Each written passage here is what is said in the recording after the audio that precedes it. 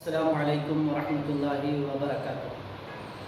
پیارے بچوں، آج ہم جو سبق پڑھنے جا رہے ہیں اس سبق کا نام ہے اللہ کی کتابیں۔ اللہ تعالیٰ اپنے بندوں پر بہت مہربان ہے۔ اس نے سب کو پیدا کیا، طرح طرح کی چیزیں بنائیں، ضرورت کا سارا سامان دیا، اور اتنے ہی پر بس نہیں کیا بلکہ رہنے سہنے کا ٹھیک ڈھنگ بھی بتایا تاکہ اس پر چل کر ہم دنیا میں اچھی طرح سے رہیں اور آخرت میں بھی ہمیں اس کے بدلے میں جنت ملے۔ اللہ نے یہ باتیں نہ بتائی ہوتی تو لوگ بھٹکتے پھرتے سیدھی راہ نہ پاتے، اور سیدھی راہ نہ پاتے، اور شیطان ہم لوگوں کو بہکا کر جہنم کے راستے پر لگا دیتا۔ لیکن اللہ نے ہمیں اس راستے سے بچایا، اور سیدھی راہ دکھانے کے لیے اللہ نے بہت سے نبی اور رسول بھیجے۔ رسولوں پر اپنی کتابیں اتاری۔ رسولوں پر کیا اتاری؟ اللہ تعالیٰ نے کتابیں اتاری۔ ان کتابوں میں اللہ کی باتیں ہوتی تھی۔ رسول خود بھی ان باتوں پر چلتے تھے اور دوسروں کو بھی یہی باتیں بتاتے اور سناتے تھے اور ان پر چلنا سکھاتے تھے۔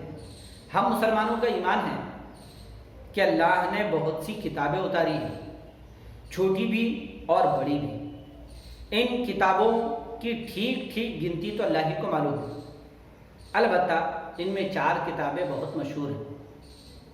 اللہ نے جو آسمان سے کتابیں اتاری ہیں ان کتابوں میں 4 کتابیں بہت مشہور ہیں۔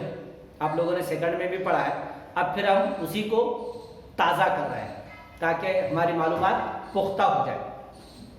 نمبر 1 توریت، نمبر 2 زبور، نمبر 3 انجیل، اور نمبر 4 قرآن مجید۔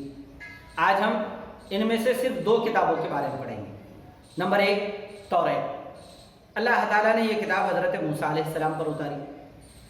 وہ اللہ کے پیارے رسول تھے، ان کا کچھ حال ہم آگے پڑھیں گے۔ بہت دنوں تک اس کتاب سے لوگ دور رہے، اور اس کتاب سے لوگوں کو رہنے سہنے کا ٹھیک ڈھنگ طریقہ معلوم ہوتا رہا۔ لوگ بھٹکنے سے بچتے رہے، مگر ان کے نام لیوا یہودیوں نے اس کتاب کی بہت سی باتیں بدل ڈالی اور اس میں ادھر ادھر کی بہت سی باتیں ملا دی۔ کچھ لوگوں کی بے پرواہی اور کچھ کی شرارت سے یہ کتاب گڑبڑ ہو گئی۔ یہودیوں کی ان حرکتوں سے اللہ کا تو کچھ نہیں بگڑا، البتہ وہ خود ہی بھٹکنے لگے اور اپنی دنیا اور آخرت دونوں کو بگاڑ لیا۔ دوسری کتاب ہے زبور۔ یہ کتاب حضرت داؤد علیہ السلام پر اتری۔